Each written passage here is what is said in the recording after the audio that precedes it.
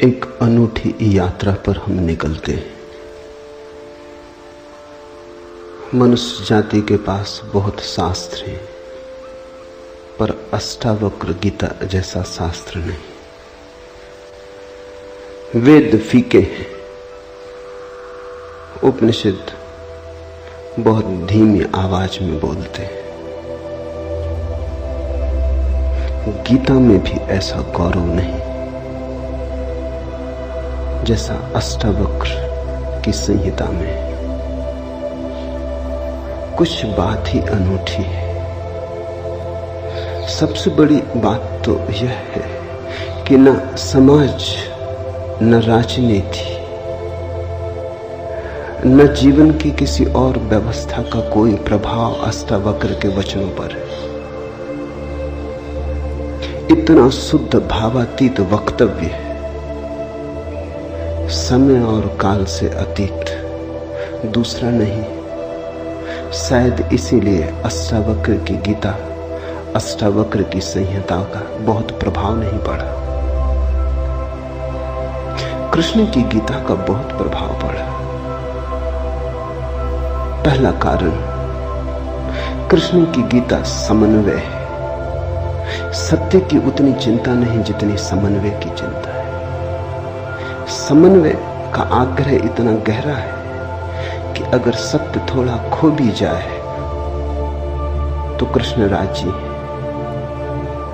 कृष्ण की गीता खिचड़ी जैसी है, इसलिए सभी को भाती है, क्योंकि सभी का कुछ ना कुछ उसमें मौजूद है। ऐसा कोई संप्रदाय खोजना मुश्किल है जो गीता में अपनी वाणी न खोज ले। ऐसा कोई व्यक्ति खोजना मुश्किल है जो गीता में अपने लिए कोई सहारा न खोज ले। इन सब के लिए अष्टावक्र की गीता बड़ी कठिन होगी। अष्टावक्र समन्वयवादी नहीं, सत्यवादी। सत्य जैसा है वैसा कहा है, बिना किसी लाग लपेट के। सुनने वाले की चिंता नहीं, सुनने वाला समझेगा नहीं समझेगा इसकी भी चिंता नहीं। सत्य का ऐसा शुद्धतम वक्तव्य न पहले कहीं हुआ, न फिर बाद में कभी हो सका। कृष्ण की गीता लोगों को प्रिय है क्योंकि अपना अर्थ निकाल लेना बहुत सुगम है। कृष्ण की गीता काव्यात्मक है। 2-2-5 भी हो सकते हैं, 2-2-3 भी हो सकते हैं। अष्टावक्र के साथ कोई खेल संभव नहीं, वहां 2-2-4 ही होते हैं। अष्टावक्र का वक्तव्य शुद्ध गणित का वक्तव्य, वहां काव्य को जरा भी जगह नहीं, वहां कविता के लिए जरा सी भी छूट नहीं। जैसा है वैसा कहा है, किसी तरह का समझौता नहीं। कृष्ण की गीता पढ़ो तो भक्त अपना अर्थ निकाल लेता है, क्योंकि कृष्ण ने भक्ति की भी बात की। कर्मयोगी अपना अर्थ निकाल लेता है, क्योंकि कृष्ण ने कर्मयोग की भी बात की। ज्ञानी अपना अर्थ निकाल लेता है, क्योंकि कृष्ण ने ज्ञान की भी बात की।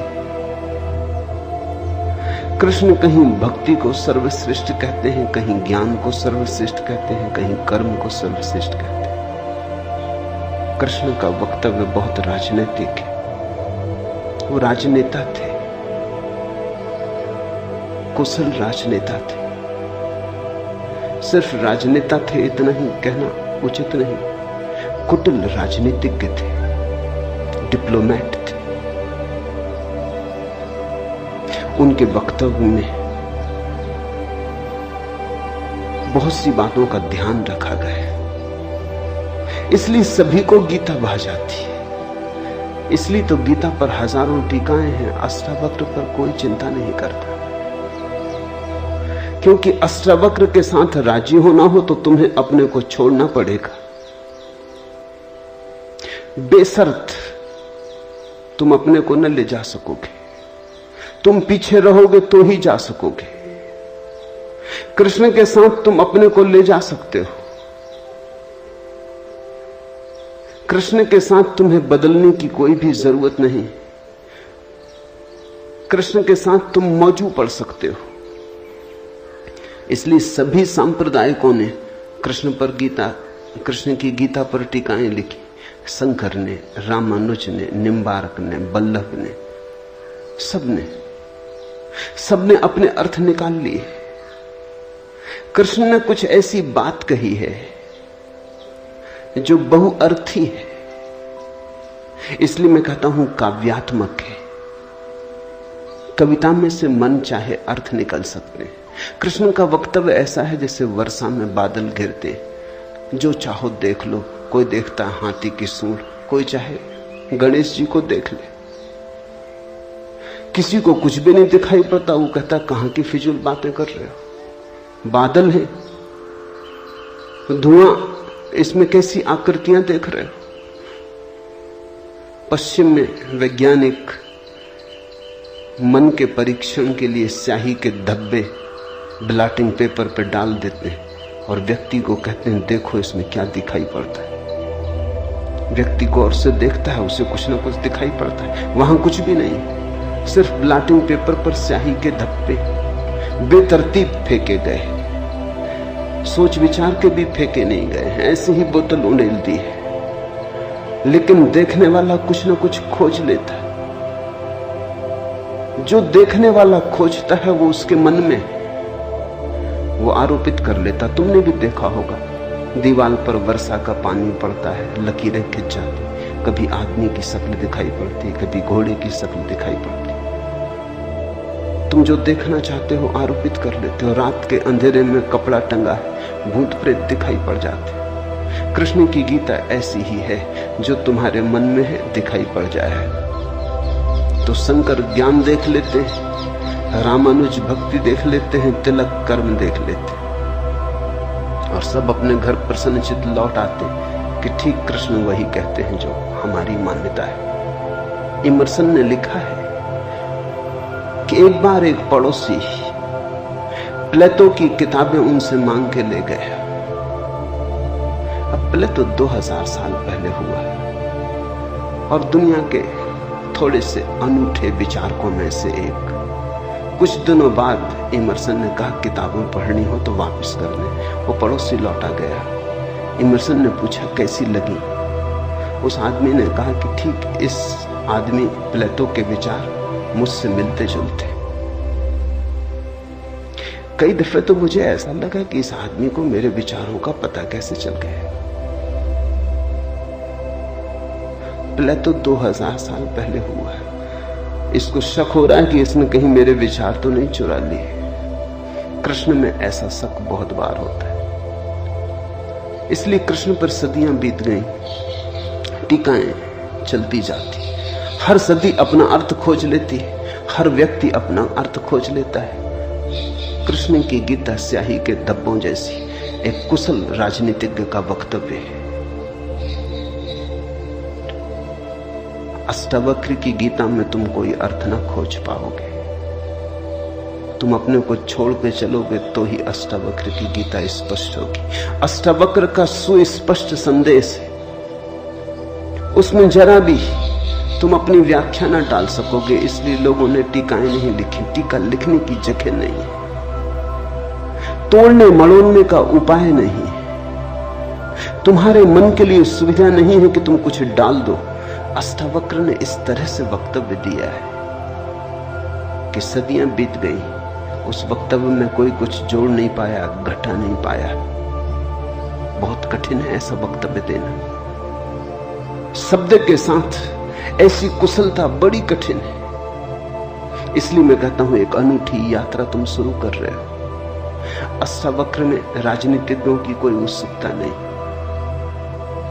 न तिलक की, न अरविंद की, न गांधी की, न विनोबा की, किसी की कोई उत्सुकता नहीं, क्योंकि तुम अपना खेल न खेल पाओगे। तिलक को उकसाना है देशभक्ति, उठाना है कर्म का ज्वार। कृष्ण की गीता सहयोगी बन जाती। कृष्ण हर किसी को कंधा देने को तैयार है। कोई भी चला लो गोली उनके कंधे पर रख के, वो राजी। कंधा उनका, पीछे छिपने की तुम्हें सुविधा है। और उनके पीछे से गोली चलाओ तो गोली भी बहुमूल्य मालूम पड़ती। अष्टावक्र किसी को कंधे पे हाथ भी नहीं रखने देते। इसलिए गांधी की कोई उत्सुकता नहीं, तिलक की कोई उत्सुकता नहीं, अरविंद विनोबा को कुछ लेना देना नहीं, क्योंकि तुम कुछ थोप ना सकोगे। राजनीति की सुविधा नहीं है। अष्टावक्र राजनीतिक पुरुष नहीं। ये पहली बात ख्याल में रख लेनी जरूरी है। ऐसा सुस्पष्ट खुले आकाश जैसा वक्तव्य जिसमें बादल है ही नहीं, तुम कोई आकृति देख ना पाओगे। आकृति छोड़ोगे, सब बनोगे निराकार, अरूप के साथ जोड़ोगे संबंध, तो अष्टावक्र समझ में आएंगे। अष्टावक्र समझना चाहो तो ध्यान की गहराई में उतरना होगा। कोई व्याख्या से काम होने वाला नहीं। और ध्यान के लिए भी अष्टावक्र नहीं कहते कि तुम बैठ के राम राम जपो।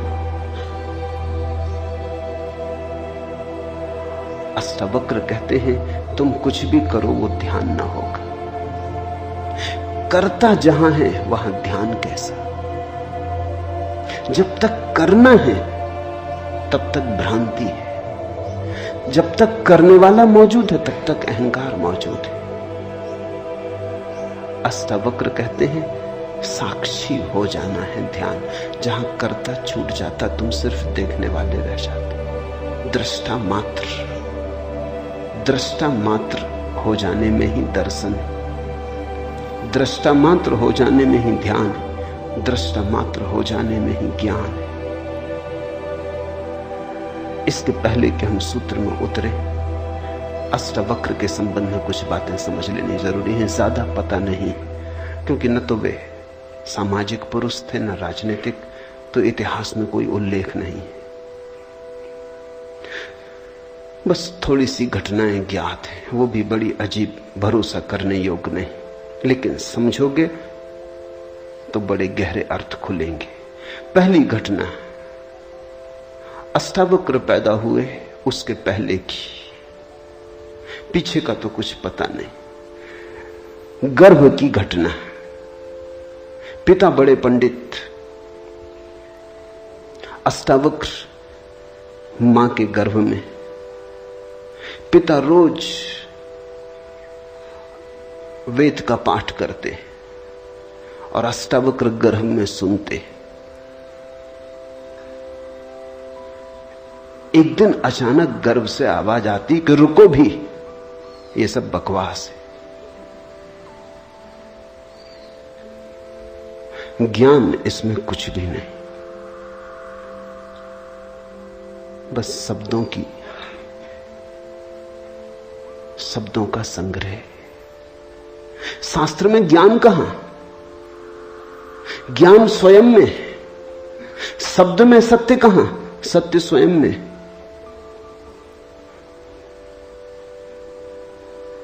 पिता स्वभावतः नाराज हुए। एक तो पिता, फिर पंडित, और गर्भ में छिपा हुआ बेटा इस तरह की बात कहे, अभी पैदा भी नहीं हुआ। क्रोध में आ गए, आग बबूला हो गए। पिता का अहंकार चोट खा गया। फिर पंडित का अहंकार। बड़े पंडित थे, बड़े विवादी थे, शास्त्रार्थी थे।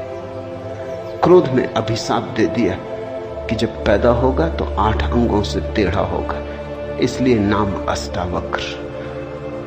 8 जगह से कुबड़े पैदा हुए, 8 जगह से ऊंट की भांति इर्छे तिरछे।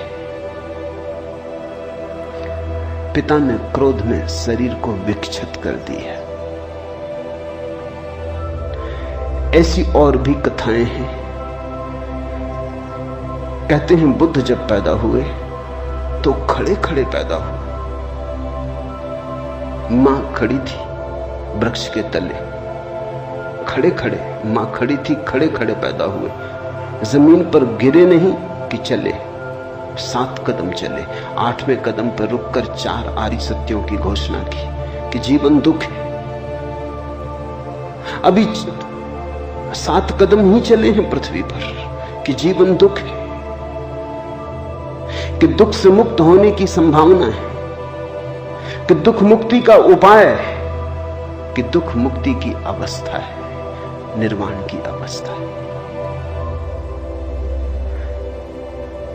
लाओत्सु के संबंध में कथा है कि लाओत्सु बूढ़े पैदा हुए, 80 वर्ष के पैदा हुए, 80 वर्ष तक गर्भ में ही रहे। कुछ करने की चाह ही न थी तो गर्भ से निकलने की चाह भी न हुई, कोई वासना ही न थी तो संसार में आने की भी वासना न हुई। जब पैदा हुए तो सफेद बाल थे, 80 वर्ष के बूढ़े थे।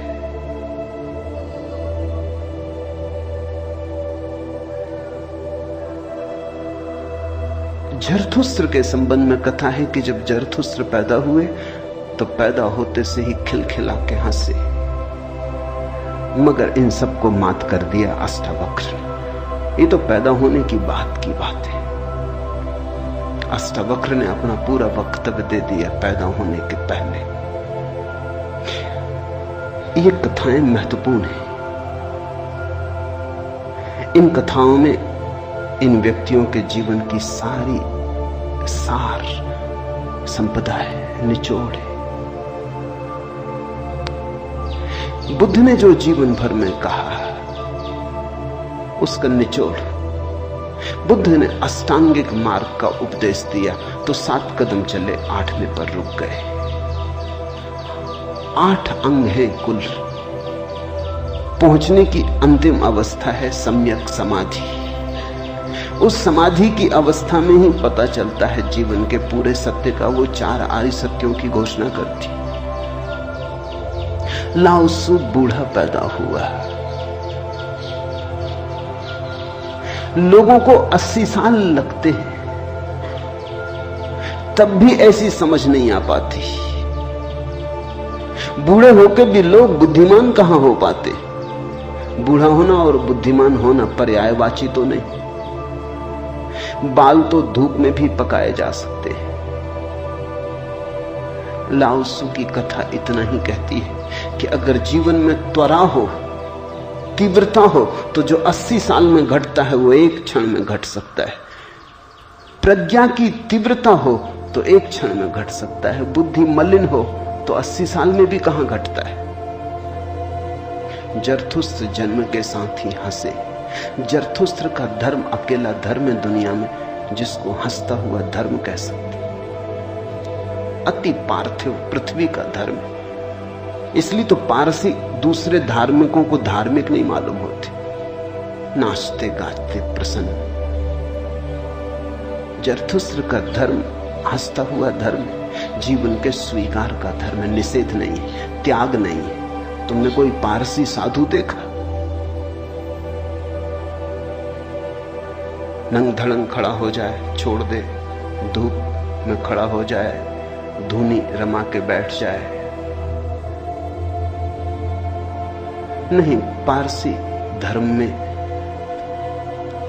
जीवन को सताने, कष्ट देने की कोई व्यवस्था नहीं। जरथुस्त्र का सारा संदेश यही है कि जब हंसते हुए परमात्मा को पाया जा सकता है तो रोते हुए क्यों पाना। जब नाचते हुए पहुंच सकते हैं उस मंदिर तक तो नाहक कांटे क्यों बोने। जब फूलों के साथ जाना हो सकता है तो ये दुखवाद क्यों। इसलिए ठीक है, प्रतीक ठीक है कि जरथुस्त्र पैदा होते हंसे। इन कथाओं में इतिहास मत खोजना, ऐसा हुआ है ऐसा नहीं है। लेकिन इन कथाओं में एक बड़ा गहरा अर्थ है। तुम्हारे पास एक बीज पड़ा है। जब तुम बीज को देखते हो तो इससे पैदा होने वाले फूल की कोई भी तो खबर नहीं मिलती। ये क्या हो सकता है, इसकी भनक भी तो नहीं आती। ये कमल बनेगा, खिलेगा, जल में रहेगा और जल से अछूता रहेगा, सूरज की किरणों पर नाचेगा और सूरज भी ईर्ष्यालु होगा इसके सौंदर्य से, इसकी कोमलता से। इसके अपूर्व गरिमा, इसके प्रसाद से इसकी सुगंध आकाश में उड़ेगी। ये बीज को देखकर तो पता भी नहीं चलता। बीज को तो देख के इसकी कोई कल्पना भी नहीं कर सकता, अनुमान भी नहीं कर सकता। लेकिन एक दिन ये घटता है। तो दो तरह से हम सोच सकते हैं। या तो हम बीज को पकड़ लें जोर से और हम कहें जो बीज में दिखाई नहीं पड़ा वो कमल में भी घट नहीं सकता। ये भ्रम है, ये धोखा है, ये झूठ है। जिनको हम तर्कनिष्ठ कहते हैं, संदेहशील कहते हैं, उनका यही आधार है। वो कहते हैं जो बीज में नहीं दिखाई पड़ा वो फूल में हो नहीं सकता, कहीं भ्रांति हो रही है। इसलिए संदेहशील व्यक्ति बुद्ध को मान नहीं पाता, महावीर को स्वीकार नहीं कर पाता, जीसस को अंगीकार नहीं कर पाता, क्योंकि वो कहते हैं हमने जाना इनको। जीसस अपने गांव में आए, बड़े हैरान हुए, गांव के लोगों ने कोई चिंता ही न की। जीसस का वक्तव्य है कि पैगंबर की अपने गांव में पूजा नहीं होती। कारण क्या रहा होगा? क्यों नहीं होती गांव में पूजा पैगंबर की? गांव के लोगों ने बचपन से देखा, बड़े ही जोसेफ का लड़का है, लकड़ियां ढोते देखा, रिंदा चलाते देखा, लकड़ियां चीरते देखा, पसीने से लथपथ देखा, सड़कों पे खेलते देखा, झगड़ते देखा। गांव के लोग इसे बचपन से जानते हैं, बीज की तरह देखा। आज अचानक ये हो कैसे सकता है कि परमात्मा का पुत्र हो गए? नहीं, जिसने बीज को देखा है वो फूल को मान नहीं पाता। वो कहता है जरूर धोखा होगा, बेईमानी होगी, ये आदमी पाखंडी है। बुद्ध अपने घर वापस लौटे तो पिता, सारी दुनिया को जो दिखाई पड़ रहा था वो पिता को दिखाई नहीं पड़ा। सारी दुनिया अनुभव कर रही थी एक प्रकाश, दूर दूर तक खबरें जा रही थी, दूर देशों से लोग आने शुरू हो गए थे। लेकिन जब वापस बुद्ध घर आए 12 साल बाद, तो पिता ने कहा मैं तुझे अभी भी क्षमा कर सकता हूं, यद्यपि तूने काम तो बुरा किया है, सताया तो तूने हमें, अपराध तो तूने किया, लेकिन मेरे पास पिता का हृदय, मैं माफ कर दूंगा, द्वार तेरे लिए खुले, मगर फेंक ये भिक्षा का पात्र, हटा ये भिक्षु का वेश, ये सब नहीं चलेगा। तो वापस लौटा, ये राज्य तेरा है, मैं बूढ़ा हो गया, इसको कौन संभालेगा? हो गया बचपना बहुत, अब बंद करो ये सब खेल। बुद्ध ने कहा कृपा कर मुझे देखें तो, जो गया था वो वापस नहीं आया है, ये कोई और ही आया है जो आपके घर पैदा हुआ था, वही वापस नहीं आया है, ये कोई और ही आया है, बीज फूल होके आया है। गौर से तो देखो। पिता ने कहा तू मुझे सिखाने चला है, पहले दिन से जब तू पैदा हुआ था तब से तुझे जानता हूं। किसी और को धोखा देना, किसी और को समझा लेना, भ्रम में डाल देना, मुझे तू भ्रम में न डाल पाएगा। मैं फिर कहता हूं, मैं तुझे भली भांति जानता हूं, मुझे कुछ सिखाने को चेष्टा मत कर, क्षमा करने को मैं राजी हूं। बुद्ध ने कहा आप और मुझे जानते हैं, मैं तो स्वयं को भी नहीं जानता था, अभी अभी किरणें उतरी हैं और स्वयं को जानो। क्षमा करें, लेकिन ये मुझे कहना ही पड़ेगा कि जिसको आपने देखा वो मैं नहीं हूं, और जहां तक आपने देखा वो मैं नहीं। बाहर बाहर आपने देखा, भीतर आपने कहां देखा? मैं आपसे पैदा हुआ हूं, लेकिन आपने मुझे निर्मित नहीं किया। मैं आपसे आया हूं जैसे एक रास्ते से कोई राहगीर आता है, लेकिन रास्ता और राहगीर का क्या लेना देना? कल रास्ता कहने लगे कि मैं तुझे पहचानता हूं, तू मेरे हिस्से तो होकर आया। ऐसे ही आप कह रहे हैं आपके पहले भी मैं था, जन्मों जन्मों से मेरी यात्रा चल रही, आपसे गुजरा जरूर, ऐसा मैं औरों से भी गुजरा हूं, और भी मेरे पिता थे, और भी मेरी माताएं थी, लेकिन मेरा होना बड़ा अलग थलग है, कठिन है, बहुत अति कठिन है। अगर बीज देखा तो फूल पे भरोसा नहीं आता, एक तो ढंग है अश्रद्धालु का, तर्कवादी का, संदेहशील का, कि वो कहता है बीज को हम पहचानते हैं तो फूल हो नहीं सकता, हम कीचड़ को जानते हैं उस कीचड़ से कमल हो कैसे सकता है, सब गलत, सपना होगा, भ्रांति होगी, किसी मोहजाल में पड़ गए होगे, किसी ने धोखा दे दिया, कोई जादू, कोई तिलिस्म। एक तो ये रास्ता है, एक रास्ता है श्रद्धालु का, प्रेमी का, भक्त का, सहानुभूति से भरे हृदय का।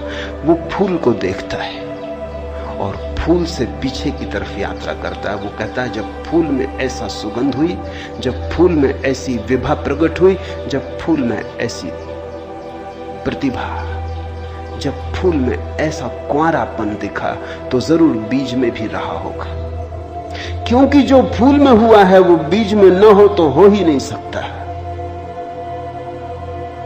ये सारी कथाएं घटी हैं ऐसा नहीं। जिन्होंने अष्टावक्र के फूल को देखा उनको ये ख्याल में आया कि जो आज हुआ है वो कल भी रहा होगा, छिपा था, अवगुंठित था, पर्दे में पड़ा था। जो आज है अंत में है वो प्रथम भी रहा होगा, जो मृत्यु के क्षण में दिखाई पड़ रहा है वो जन्म के क्षण में भी मौजूद रहा होगा, अन्यथा पैदा कैसे होता। तो एक तो ढंग है फूल से पीछे की तरफ देखना और एक है बीज से आगे की तरफ देखना। गौर से देखो तो दोनों में सारसूत्र एक ही है, दोनों की आधार भित्ति एक ही है, लेकिन कितना जमीन आसमान का अंतर हो जाता है। जो बीज वाला है वो भी ये कह रहा है कि जो बीज में नहीं है वो फूल में कैसे हो सकता है, ये उसका तर्क है। फूल वाला भी यही कह रहा है, वो कह रहा है जो फूल में है वो बीज में भी होना ही चाहिए। दोनों का तर्क तो एक है, लेकिन दोनों के देखने के ढंग अलग है।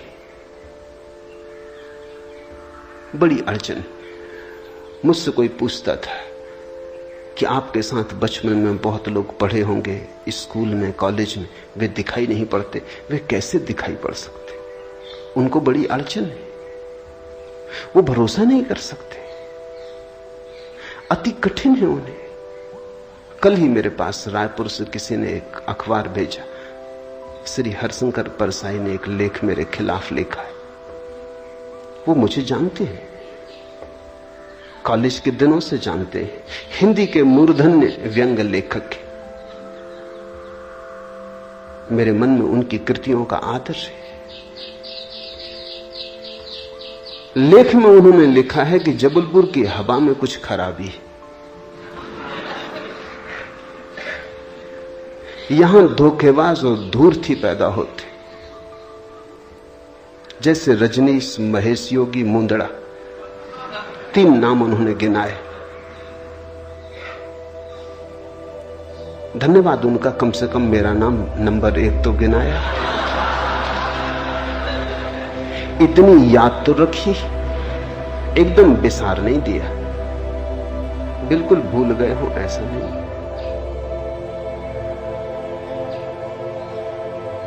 लेकिन अड़चन स्वाभाविक है, सीधी साफ है, मैं उनकी बात समझ सकता हूं।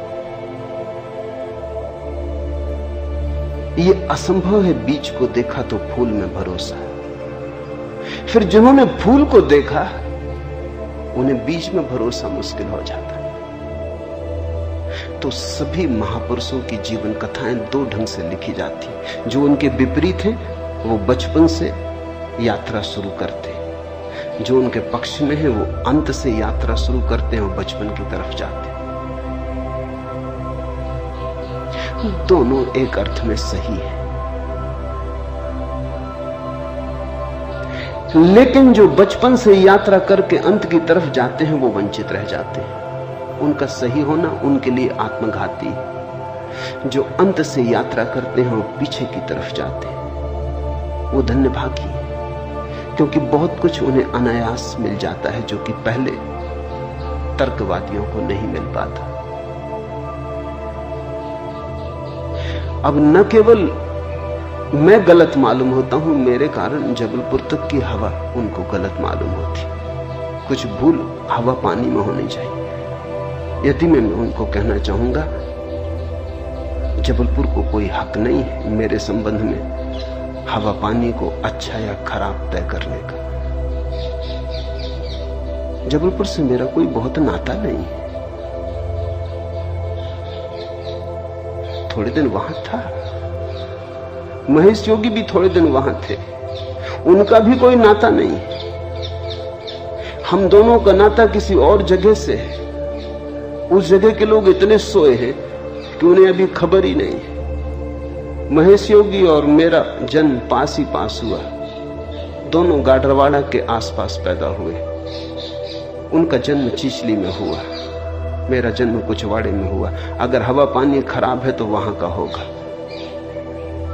इसका दुख गाडरवाड़ा को होना चाहिए, कभी होगा, या सुख। जबलपुर को इसमें बीच में आना नहीं चाहिए। लेकिन मन कैसे तर्क रचता है। अब जो अष्टावक्र की कथा को देखेगा वो सुनते से ही कह देगा गलत, असंभव। ये तो कथा जिन्होंने लिखी है उनको भी पता है कि कहीं कोई गर्व से बोलता है। वो तो केवल इतना कह रहे हैं कि जो आखिर में प्रकट हुआ वो गर्भ में मौजूद रहा होगा। जो वाणी आखिर में खिली वो किसी न किसी गहरे तल पर गर्भ में भी मौजूद रही होगी, अन्यथा खिलती कहां से, आती कहां से? सुनने से थोड़ी कुछ आता है, हर चीज के पीछे कारण है। नहीं देख पाए हो हम, लेकिन था तो मौजूद। ये सारी कथाएं इसी का सूचक देती हैं। अष्टावक्र के संबंध में दूसरी बात जो ज्ञात है वो है जब वे 12 वर्ष के थे। बस 2 ही बातें ज्ञात हैं। तीसरी उनकी अष्टावक्र गीता है, या कुछ लोग कहते हैं अष्टावक्र संहिता। जब वे 12 वर्ष के थे तो एक बड़ा विशाल शास्त्रार्थ जनक ने रचा। जनक सम्राट थे और उन्होंने सारे देश के पंडितों को निमंत्रण दिया और उन्होंने 1000 गायें राजमहल के द्वार पर खड़ी कर दी और उन्होंने गायों के सींगों पर सोना मढ़ दिया और हीरे जवाहरात लटका दिए और कहा जो भी विजेता होगा वो इन गायों को हाँक के ले जाए। बड़ा विवाद हुआ। अष्टावक्र के पिता भी उस विवाद में गए। खबर आई सांझ होते होते कि पिता हार रहे। सबसे तो जीत चुके थे, वंदन नाम के एक पंडित से हारे जा रहे। ये खबर सुन के अष्टावक्र भी राजमहल पहुंच गया। सभा सजी थी, विवाद अपनी आखिरी चरम अवस्था में था, निर्णायक घड़ी करीब आती थी। पिता के हारने की स्थिति बिल्कुल पूरी तय हो चुकी थी। अब हारे तब हारे की अवस्था थी। अष्टावक्र दरबार में भीतर चला गया। पंडितों ने उसे देखा, महापंडित इकट्ठे थे। उसका 8 अंगों से टेढ़ा मेढ़ा शरीर, वो चलता तो भी देख के लोगों को हंसी आती। उसका चलना भी बड़ा हास्यास्पद था। सारी सभा हंसने लगी। अष्टावक्र भी खिल के हंसा। जनक ने पूछा, और सब हंसते हैं वो तो मैं समझ गया क्यों हंसते, लेकिन बेटे तू क्यों हंसा? अष्टावक्र ने कहा, मैं इसलिए हंस रहा हूं कि इन चम्हारों की सभा में सत्य का निर्णय हो रहा है। बड़ा आदमी अनूठा रहा होगा। ये चम्हार यहां क्या कर रहे हैं? सन्नाटा छा गया। चम्हार?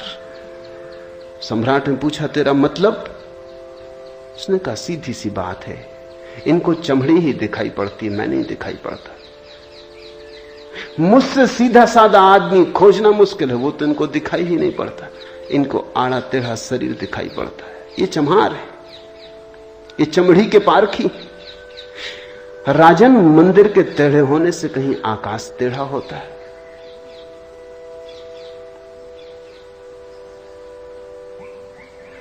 घड़े के फूटे होने से कहीं आकाश फूटता है? आकाश तो निर्विकार है, मेरा शरीर टेढ़ा मेढ़ा है, लेकिन मैं तो नहीं। ये जो भीतर बसा है इसकी तरफ तो देखो, इससे तुम सीधा साधा और कुछ खोज ना सकोगे।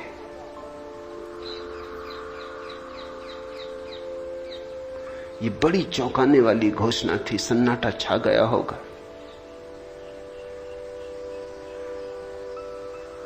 जनक प्रभावित हुआ, झटका खाया। निश्चित ही कहां चम्हारों की भीड़ इकट्ठी करके बैठा है। खुद पे भी पश्चाताप हुआ, अपराध लगा कि मैं भी हंसा।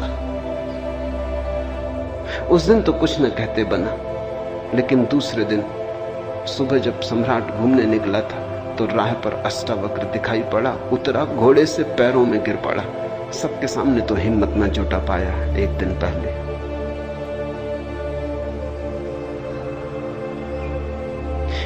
दिन पहले तो कहा था, बेटे तू क्यों हंसता है? 12 साल का लड़का था। उम्र तौली थी, आज उम्र नहीं तौली। आज घोड़े से उतर गया, पैर पर गिर पड़ा, साष्टांग दंडवत, और कहा, पधारे राजमहल, मेरी जिज्ञासाओं का समाधान करें। हे प्रभु, आए मेरे घर। बात मेरी समझ में आ गई, रात भर मैं सो ना सका। ठीक ही कहा, शरीर को ही जो पहचानते हैं उनकी पहचान गहरी कहां। आत्मा के संबंध में विवाद कर रहे हैं और अभी भी शरीर में रस और विरस पैदा होता है, घृणा, आकर्षण पैदा होता है। मर्त्य को देख रहे हैं, अमृत की चर्चा करते हैं। धन्य भाग मेरे कि आप आए और मुझे चौंकाया, मेरी नींद तोड़ दी। अब पधारो। राजमहल में उसने बड़ी सजावट कर रखी थी। स्वर्ण सिंहासन पर बिठाया था इस 12 साल के अष्टावक्र को और उससे जिज्ञासा की। पहला सूत्र जनक की जिज्ञासा है। जनक ने पूछा है, अष्टावक्र ने समझाया है। इससे ज्यादा अष्टावक्र के संबंध में और कुछ पता नहीं है, और कुछ पता होने की जरूरत भी नहीं। काफी है, इतना बहुत है। हीरे बहुत होते भी नहीं, कंकड़ पत्थर ही बहुत होते हैं। हीरा एक भी काफी होता है। ये 2 छोटी सी घटनाएं हैं। एक तो जन्म के पहले की गर्भ से आवाज और घोषणा कि क्या पागलपन में पड़े हो, शास्त्र में उलझे हो, शब्द में उलझे हो, जागो। ये ज्ञान नहीं, ये सब उधार है, ये सब बुद्धि का ही जाल है, अनुभव नहीं। इसमें रंच मात्र भी सार नहीं है। कब तक अपने को भरमाए रखोगे? और दूसरी घटना, राजमहल में हंसना पंडितों का और कहना अष्टावक्र का कि जीवन में देखने की 2 दृष्टियां हैं, एक आत्मदृष्टि, एक चर्म दृष्टि। चम्हार चमड़ी को देखता, प्रज्ञावान आत्मा को देखता। तुमने गौर किया? चम्हार तुम्हारे चेहरे की तरफ देखते नहीं, वो जूते को ही देखता। असल में चम्हार जूते को देख के सब पहचान लेता तुम्हारे संबंध में कि आर्थिक हालत कैसी है, सफलता मिल रही कि विफलता मिल रही, भाग्य कैसा चल रहा, वो सब जूते में लिखा है। जूते की सिलवटें कह देती, जूते की दशा कह देती, जूते में तुम्हारी आत्मकथा लिखी। चम्हार पढ़ लेता। जूते में चमक, जूते का ताजा और नया होना चम्हार तुमसे प्रसन्नता से मिलता है। जूता ही उसके लिए तुम्हारी आत्मा का सबूत है। दर्जी कपड़े देखता है, तुम्हारा कोट कपड़ा देख के समझ लेता हालत कैसी है। सबकी अपनी बंधी हुई दृष्टियां हैं। सिर्फ आत्मवान ही आत्मा को देखता है, उसकी कोई दृष्टि नहीं है। उसके पास दर्शन है। एक छोटी घटना और जो अष्टावक्र के जीवन से संबंधित नहीं, रामकृष्ण और विवेकानंद के जीवन से संबंधित है, लेकिन अष्टावक्र से उसका जोड़ है। फिर हम सूत्रों में प्रवेश करें। विवेकानंद रामकृष्ण के पास आए तब उनका नाम नरेंद्रनाथ था। विवेकानंद तो बाद में रामकृष्ण ने उनको पुकारा। जब आए रामकृष्ण के पास तो अति विवादी थे, नास्तिक थे, तर्कवादी थे, हर चीज के लिए प्रमाण चाहते थे। कुछ चीजें हैं जिनके लिए कोई प्रमाण नहीं, मजबूरी है। परमात्मा के लिए कोई प्रमाण नहीं है और प्रमाण नहीं, प्रेम के लिए कोई प्रमाण नहीं है और प्रमाण नहीं, सौंदर्य के लिए कोई प्रमाण नहीं है और प्रमाण नहीं है। अगर मैं कहूं देखो ये खजूरेना के वृक्ष कैसे सुंदर, और तुम कहो हमें तो कोई सौंदर्य दिखाई नहीं पड़ता, वृक्ष जैसे वृक्ष, सिद्ध करें मुश्किल हो जाएगी। कैसे सिद्ध करें कि सुंदर है? सुंदर होने के लिए सौंदर्य की परख चाहिए और तो कोई उपाय नहीं, आंख चाहिए और तो कोई उपाय नहीं। कहते हैं मजनू ने कहा कि लैला को जानना हो तो मजनू की आंख चाहिए। ठीक कहा, लैला को देखने का और कोई उपाय ही नहीं। मजनू को बुलाया था उसके गांव के राजा ने और कहा था तू पागल है, मैं तेरी लैला को जानता हूं, साधारण सी लड़की है, काली कलूटी, कुछ खास नहीं, तुझ पे मुझे दया आती। ये मेरे राजमहल की 12 लड़कियां खड़ी, ये इस देश की सुंदरतम स्त्रियां, इनमें से तू कोई भी चुन ले, ये तुझे रोते देख के मेरा भी प्राण रोता है। उसने देखा और उसने कहा इनमें तो लैला कोई भी नहीं, ये तो लैला के मुकाबले तो दूर, उसके चरण की धूल भी नहीं। सम्राट कहने लगा मजनू तू पागल है। मजनू ने कहा यह हो सकता है, लेकिन एक बात आपसे कहना चाहता हूं, लैला को देखना हो तो मजनू की आंख चाहिए।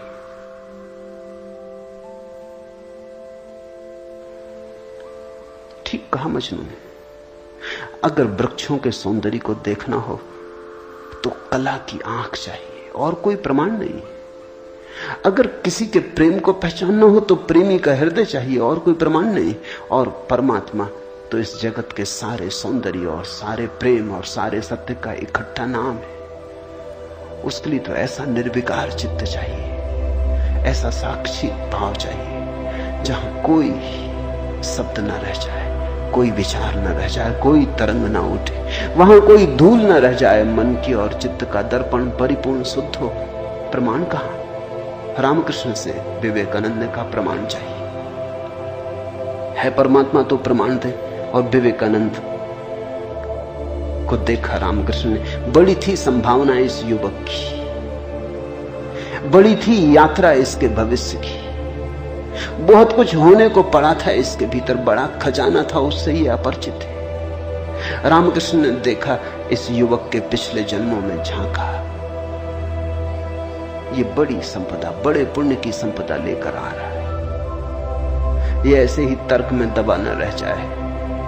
कराए उठा होगा पीड़ा और करुणा से रामकृष्ण का हृदय। उन्होंने कहा छोड़, प्रमाण वगैरह बाद में सोच लेंगे, मैं जरा बूढ़ा हुआ, मुझे पढ़ने में अड़चन होती, तू अभी जवान, तेरी आंख अभी तेज, ये किताब पढ़ी, इसे तू पढ़। वो थी अष्टावक्र गीता,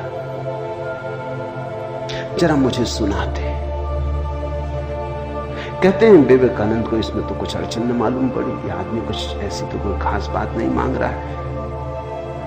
2-4 सूत्र पढ़े और एक घबराहट और रोआ रोआ कपने लगा।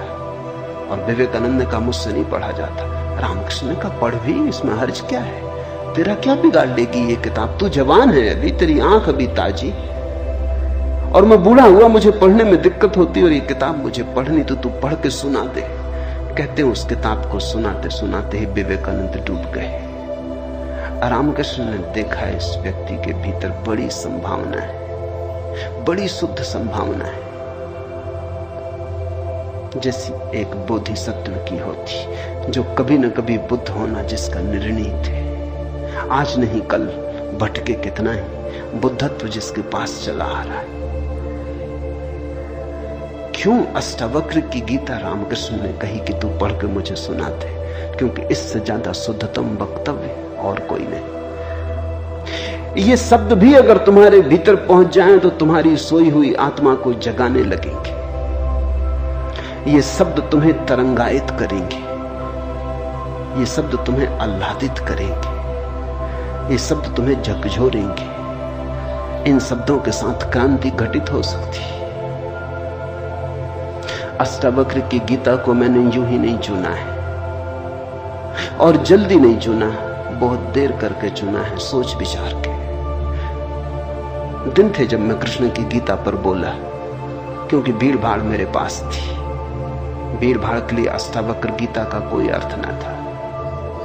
बड़ी चेष्टा करके भीड़ भाड़ से छुटकारा पाया है। अब तो थोड़े से विवेकानंद यहां हैं, अब तो उनसे बात करनी है जिनकी बड़ी संभावना है। उन थोड़े से लोगों के साथ मेहनत करनी है जिनके साथ मेहनत का परिणाम हो सकता है। अब हीरे तराशने, कंकड़ पत्थरों पर यह छेनी खराब नहीं करनी, इसलिए चुनी है अष्टावक्र की गीता। तुम तैयार हुए हो इसलिए चुनी। पहला सूत्र, जनक ने कहा, हे प्रभु, पुरुष ज्ञान को कैसे प्राप्त होता है, और मुक्ति कैसे होगी, और वैराग्य कैसे प्राप्त होगा, यह मुझे कहिए। एतत् मम ब्रूहि प्रभु, मुझे समझाएं प्रभु। 12 साल के लड़के से सम्राट जनक का कहना, हे प्रभु भगवान मुझे समझाएं। एतत् मम ब्रूहि, मुझे ना समझ को कुछ समझ दें, मुझे अज्ञानी को जगाएं। 3 प्रश्न पूछे। कथम ज्ञानम, कैसे होगा ज्ञान? साधारणता तो हम सोचेंगे कि यह भी कोई पूछने की बात है, किताबों में भरा पड़ा है। जनक भी जानता था किताबों में भरा पड़ा है वो ज्ञान नहीं, वो केवल ज्ञान की धूल है, राख है। ज्ञान की ज्योति जब जलती है तो पीछे राख छूट जाती है, राख इकट्ठी होती चली जाती, शास्त्र बन जाती। वेद राख है। कभी जलते हुए अंगारे थे, ऋषियों ने उन्हें अपनी आत्मा में जलाया था, फिर राख रह गए। फिर राख संयोजित की जाती, संग्रहित की जाती, सुव्यवस्थित की जाती। जैसे जब आदमी मर जाता है तो हम उसकी राख इकट्ठी कर लेते हैं, उसको फूल कहते हैं। बड़े मजेदार लोग हैं जिंदगी में जिसको फूल नहीं कहा। उसकी हड्डी वड्डियां इकट्ठी कर लाते, कहते फूल संजोला है, फिर संभाल कर रखते, मंजूसा बनाते। जिसको जिंदगी में कभी फूल का आदर नहीं दिया, जिसको जिंदगी में कभी फूल की तरह देखा नहीं, जब मर जाता है आदमी पागल है, तब उसकी हड्डी को, राख को फूल कहते। ऐसे ही जब कोई बुद्ध जीवित होता है तब तुम सुनते नहीं। जब कोई महावीर तुम्हारे बीच से गुजरता है तब तुम नाराज होते हो। लगता है यह आदमी तुम्हारे सपने तोड़ रहा है या तुम्हारी नींद में दखल डाल रहा है। ये कोई जगाने का वक्त है? अभी अभी तो सपना आना शुरू हुआ था, अभी अभी तो जरा जीतना शुरू किया था जिंदगी में, अभी अभी तो दांव ठीक लगने लगे थे, तीर ठीक ठीक जगह पड़ने लगा था, और ये सज्जन आ गए, ये कहते हैं सब आसार है। अभी अभी तो चुनाव जीते थे, पद पे पहुंचने का रास्ता बना था, और ये महापुरुष आ गए, ये कहते हैं ये सब सपना है, इसमें कुछ सार नहीं, मौत आएगी सब छीन लेगी। छोड़ो भी, जब मौत आएगी तब देखेंगे, बीच में तो इस तरह की बातें मत उठाओ। लेकिन जब महावीर मर जाते, बुद्ध मर जाते, तब उनकी राख को हम इकट्ठी कर लेते, फिर हम धम्म पद बनाते, वेद बनाते, फिर हम पूजा के फूल चढ़ाते। जनक भी जानता था कि शास्त्रों में सूचनाएं भरी पड़ी, लेकिन उसने पूछा कथम ज्ञानम, कैसे होगा ज्ञान? क्योंकि कितना ही जान लो ज्ञान तो होता ही नहीं। जानते जाओ, शास्त्र कंठस्थ कर लो, तोते बन जाओ, एक एक सूत्र याद हो जाए, पूरे वेद स्मृति में छप जाएं, फिर भी ज्ञान तो होता नहीं। कथम ज्ञानम, कैसे होता ज्ञान? कथम मुक्ति, मुक्ति कैसे होगी? क्योंकि जिसको तुम ज्ञान कहते हो वो तो बांध लेता उल्टे, मुक्त कहां करता। ज्ञान तो वही है जो मुक्त करे। जीसस ने कहा है सत्य वही है जो मुक्त करे, ज्ञान तो वही है जो मुक्त करे। ये ज्ञान की कसौटी है। पंडित मुक्त तो दिखाई नहीं पड़ता, बंधा दिखाई पड़ता है, मुक्ति की बातें करता है, मुक्त दिखाई नहीं पड़ता, हजार बंधनों में बंधा हुआ मालूम पड़ता है। तुमने कभी गौर किया, तुम्हारे तथाकथित संत तुमसे भी ज्यादा बंधे हुए मालूम पड़ते हैं। तुम शायद थोड़े बहुत मुक्त भी हो, तुम्हारे संत तुमसे भी ज्यादा बंधे, लकीर के फकीर हैं। न उठ सकते स्वतंत्रता से, न बैठ सकते स्वतंत्रता से, न जी सकते स्वतंत्रता से। कुछ दिनों पहले कुछ जैन साध्वियों की मेरे पास खबर आई कि वो मिलना चाहती, मगर श्रावक आने नहीं देते। ये भी बड़े मजे की बात है। साधु का अर्थ होता है जिसने फिक्र छोड़ी समाज की, जो चल पड़ा अरण्य की यात्रा पर, जिसने कहा अब न तुम्हारे आदर की मुझे जरूरत है, न सम्मान की। लेकिन साधु साध्वी कहते हैं श्रावक आने नहीं देते। वो कहते हैं वहां भूल के मत जाना, वहां गए तो ये दरवाजा बंद। ये कोई साधुता हुई? ये तो परतंत्रता हुई, गुलामी हुई। ये तो बड़ी उल्टी बात हुई। ये तो ऐसा हुआ कि साधु श्रावक को बदले, उसकी जगह श्रावक साधु को बदल रहा है।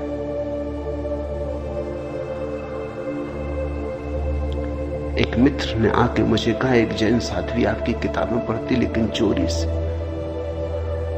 टेप भी सुनना चाहती लेकिन चोरी से, और अगर कभी किसी के सामने आपका नाम भी ले दो तो वो इस तरह हो जाती जैसे उसने कभी आपका नाम सुना ही नहीं। ये मुक्ति हुई।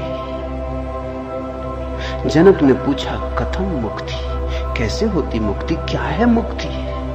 उस ज्ञान को मुझे समझाएं जो मुक्त कर देता है। स्वतंत्रता मनुष्य की सबसे महत्वपूर्ण आकांक्षा है। सब पालो, लेकिन गुलामी अगर रही तो छिदती। सब मिल जाए, स्वतंत्रता न मिले तो कुछ भी नहीं मिला। मनुष्य चाहता है खुला आकाश, कोई सीमा ना हो। वो मनुष्य की अंतरतम निगूढ़तम आकांक्षा है, जहां कोई सीमा ना हो, कोई बाधा ना हो। इसी को परमात्मा होने की आकांक्षा कहो, मोक्ष की आकांक्षा कहो। हमने ठीक शब्द चुना है, मोक्ष। दुनिया की किसी भाषा में ऐसा प्यारा शब्द नहीं। स्वर्ग, फिरदौस, इस तरह के शब्द हैं, लेकिन उन शब्दों में मोक्ष की कोई धुन नहीं है। मोक्ष का संगीत ही अनूठा है। उसका अर्थ ही केवल इतना है, ऐसी परम स्वतंत्रता जिस पर कोई बाधा नहीं है। स्वतंत्रता इतनी शुद्ध कि जिस पे कोई सीमा नहीं। पूछा जनक ने कैसे होगी मुक्ति और कैसे होगा वैराग्य? हे प्रभु मुझे समझाकर कहिए। अष्टावक्र ने गौर से देखा होगा जनक की तरफ, क्योंकि गुरु के लिए वही पहला काम है कि जब कोई जिज्ञासा करे तो वो गौर से देखे जिज्ञासा किस स्रोत से आती, पूछने वाले ने क्यों पूछा है। उत्तर तो तभी सार्थक हो सकता है जब प्रश्न क्यों किया गया है वो समझ में आ जाए, वो साफ हो जाए। ध्यान रखना, सद्ज्ञान को उपलब्ध व्यक्ति, सद्गुरु तुम्हारे प्रश्न का उत्तर नहीं देता, तुम्हें उत्तर देता है। तुम क्या पूछते हो इसकी फिक्र कम है, तुमने क्यों पूछा है, तुम्हारे पूछने के पीछे अंतर चेतन में छिपा हुआ जाल क्या है? तुम्हारे प्रश्नों की आड़ में वस्तुतः कौन सी आकांक्षा छिपी है?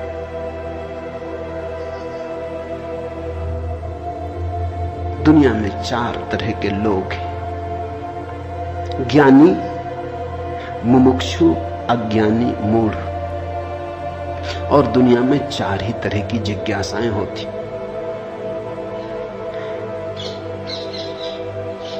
ज्ञानी की जिज्ञासा तो निशब्द होती,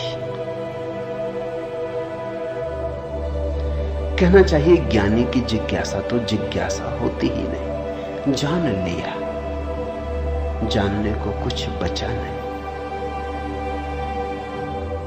पहुंच गए, चित्त निर्मल हुआ, शांत हुआ, घर लौट आए, विश्राम में आ गए। तो ज्ञानी की जिज्ञासा तो जिज्ञासा जैसी होती ही नहीं। इसका यह अर्थ नहीं कि ज्ञानी सीखने को तैयार नहीं होता। ज्ञानी तो सरल छोटे बच्चे की भांति हो जाता है, सदा तत्पर सीखने को। जितना ज्यादा तुम सीख लेते हो उतनी ही सीखने की तत्परता बढ़ जाती। जितने तुम सरल और निष्कपट होते चले जाते हो उतने ही सीखने के लिए तुम खुल जाते हो। आए हवाएं तुम्हारे द्वार खुले पाती, आए सूरज तुम्हारे द्वार पर दस्तक नहीं देनी पड़ती, आए परमात्मा तुम्हें सदा तत्पर पाता है।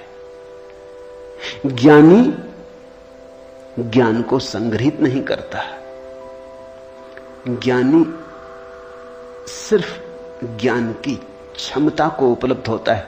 इस बात को ठीक से समझ लेना, क्योंकि पीछे यह काम पड़ेगी। ज्ञानी का केवल इतना ही अर्थ है कि जो जानने के लिए बिल्कुल खुला है, जिसका कोई पक्षपात नहीं, जानने के लिए जिसके पास कोई पर्दा नहीं, जिसके पास जानने के लिए कोई पूर्व नियोजित योजना ढांचा नहीं। ज्ञानी का अर्थ है ध्यानी, जो ध्यानपूर्ण है। तो देखा होगा अष्टावक्र ने गौर से जनक में झांक के, ये व्यक्ति ज्ञानी तो नहीं, ये ध्यान को तो उपलब्ध नहीं हुआ है। अन्यथा इसकी जिज्ञासा मौन होती, उसमें शब्द ना होते। बुद्ध के जीवन में उल्लेख है, एक फकीर मिलने आया, एक साधु मिलने आया, एक परिव्राजक घुमक्कड़। उसने आके बुद्ध से कहा, पूछने योग्य शब्द मेरे पास नहीं, क्या पूछना चाहता हूं उसे शब्दों में बांधने की मेरे पास कोई कुशलता नहीं। आप तो जानते ही हैं, समझ ले, जो मेरे योग को कहते हैं। ये ज्ञानी की जिज्ञासा है। बुद्ध चुप बैठे रहे, उन्होंने कुछ भी ना कहा। घड़ी भर बाद जैसे कुछ घटा। वो जो आदमी चुपचाप बैठा बुद्ध की तरफ देखता रहा था, उसकी आंख से आंसुओं की धार लग गई। चरणों में झुका, नमस्कार किया और कहा, धन्यवाद, खूब धन्यभागी, जो लेने आया था आपने दिया। उठ के चला भी गया। उसके चेहरे पे अपूर्व आभा थी, वो नाचता हुआ गया। बुद्ध के आसपास के शिष्य बड़े हैरान हुए। आनंद ने पूछा, बनते भगवान, पहेली हो गई। पहले तो याद नहीं कहता है कि मुझे पता नहीं कैसे पूछूं, पता नहीं किन शब्दों में पूछूं, ये भी पता नहीं क्या पूछने आया हूं। फिर आप तो जानते ही हैं सब, देख लें मुझे जो मेरे लिए जरूरी हो कहते। पहले तो ये आदमी ही जरा पहेली था, ये कोई ढंग हुआ पूछने का। और जब तुम्हें यही पता नहीं कि क्या पूछना, तो पूछना ही क्यों? पूछना क्या, खूब रही। फिर यही बात खत्म ना हुई, आप चुप बैठे सो चुप बैठे रह गए। आपको ऐसा कभी मौन देखा नहीं? कोई पूछता तो आप उत्तर देते। कभी कभी तो ऐसा होता कोई नहीं भी पूछता तो भी आप उत्तर देते। आपकी करुणा सदा बहती रहती। क्या हुआ अचानक कि आप चुप रह गए और आंख बंद हो गई? और फिर क्या रहस्य में घटा कि वो आदमी रूपांतरित होने लगा? हमने उसे बदलते देखा, हमने उसे किसी और ही रंग में डूबते देखा, उसमें मस्ती आते देखी। वो नाचता हुआ गया है, आंसुओं से भरा हुआ, गदगद आह्लादित, वो चरणों में झुका, उसकी सुगंध हमें भी छुई। ये हुआ क्या? आप कुछ बोले नहीं, उसने सुना कैसे? और हम तो इतने दिनों से, वर्षों से आपके पास, हम पर आपकी कृपा कम है क्या? ये प्रसाद जो उसे दिया हमें क्यों नहीं मिलता? लेकिन ध्यान रहे उतना ही मिलता है जितना तुम ले सकते हो। बुद्ध ने कहा सुनो, घोड़े, आनंद से घोड़े की बात की क्योंकि आनंद छत्री था, बुद्ध का चचेरा भाई था और बचपन से ही घोड़े का बड़ा शौक था। उसे घुड़सवार था, प्रसिद्ध घुड़सवार था, प्रतियोगी था बड़ा।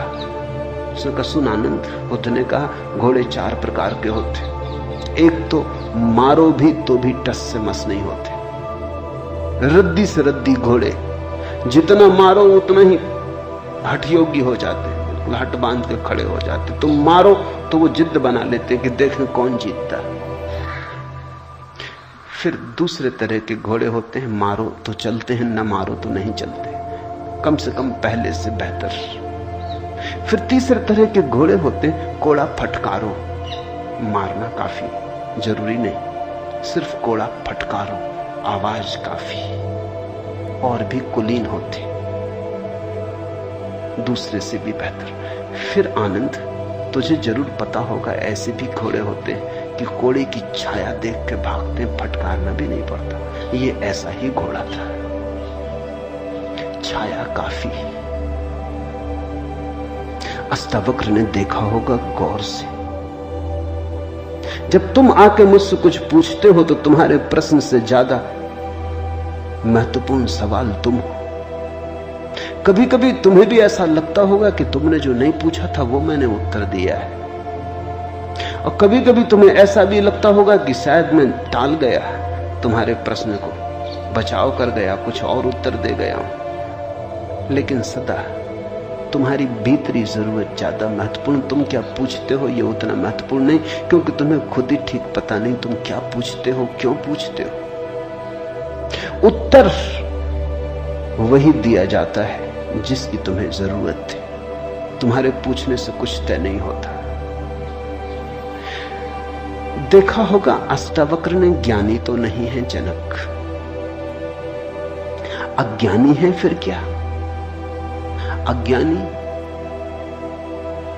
भी नहीं, क्योंकि अज्ञानी तो अकड़ीला, अकड़ा से भरा होता है। अज्ञानी तो झुकना जानता ही नहीं। ये तो मुझ 12 साल की उम्र के लड़के के पैरों में झुक गया, साष्टांग दंडवत की। ये अज्ञानी के लिए असंभव है। अज्ञानी तो समझता है कि मैं जानता ही हूं, मुझे कौन समझाएगा। अज्ञानी अगर कभी पूछता भी है तो तुम्हें गलत सिद्ध करने को पूछता है, क्योंकि अज्ञानी तो ये मान के चलता है कि पता तो मुझे है ही, देखें इनको भी पता है या नहीं। अज्ञानी परीक्षा के लिए पूछता है। नहीं, इसकी आंखें जनक की तो बड़ी निर्मल है। मुझ 12 साल के अनजान अपरिचित लड़के को सम्राट होते हुए भी इसने कहा एतत् मम ब्रूहि प्रभो, हे प्रभु मुझे समझा के कहें। नहीं, ये विनयशील है, अज्ञानी तो नहीं। मूढ़ है क्या फिर? मूढ़ तो पूछते ही नहीं। मूढ़ों को तो पता ही नहीं कि जीवन में कोई समस्या है। मूढ़ और बुद्ध पुरुषों में एक समानता है। बुद्ध पुरुषों के लिए कोई समस्या नहीं रही, मूढ़ों के लिए अभी समस्या उठी ही नहीं। बुद्ध पुरुष समस्या के पार हो गए, मूढ़ अभी समस्या के बाहर है। मूढ़ तो इतना मूर्छित है उसे कहां सवाल कथम ज्ञानम, मूल पूछेगा। कथम मुक्ति, मूढ़ पूछेगा कैसे होगा वैराग्य, मूढ़ पूछेगा असंभव। मूढ़ अगर पूछेगा भी तो पूछता है राग में सफलता कैसे मिलेगी। मूढ़ अगर पूछता भी है तो पूछता है संसार में और थोड़े ज्यादा दिन कैसे रहना हो जाए, मुक्ति नहीं। मूढ़ पूछता है बंधन सोने के कैसे बने, बंधन में हीरे जवाहरात कैसे जड़े। मूढ़ पूछता भी है तो ऐसी बातें पूछता है। ज्ञान, मूढ़ तो मानता ही नहीं कि ज्ञान हो सकता है, वो तो संभावना को स्वीकार नहीं करता। वो तो कहता कैसा ज्ञान। मूढ़ तो पशुवत जीता है। नहीं, ये जनक मूढ़ भी नहीं, मुमुक्षु है। मुमुक्षु शब्द समझना जरूरी है। मोक्ष की आकांक्षा, मुमुक्षा। अभी मोक्ष के पास नहीं पहुंचा, ज्ञानी नहीं, मोक्ष के प्रति पीठ करके नहीं खड़ा, मूढ़ नहीं है। मोक्ष के संबंध में कोई धारणाएं पकड़ के नहीं बैठा, अज्ञानी भी नहीं है, मुमुक्षु है। मुमुक्षु का अर्थ है सरल है इसकी जिज्ञासा, न मूढ़ता से अपवित्र हो रही है, न अज्ञानपूर्ण धारणाओं से विकृत हो रही है। शुद्ध है इसकी जिज्ञासा, सरल चित्त से पूछा है। अष्टावक्र ने कहा, हे प्रिय, यदि तू मुक्ति को चाहता है तो विषयों को विष के समान छोड़ दे और क्षमा, आर्जव, दया, संतोष और सत्य को अमृत के समान सेवन कर। मुक्ति मिच्छसि चेतात विषयान विस्वत्यज। शब्द विषय बड़ा बहुमूल्य है, वो विष से ही बना है। विष का अर्थ होता है जिसे खाने से आदमी मर जाए।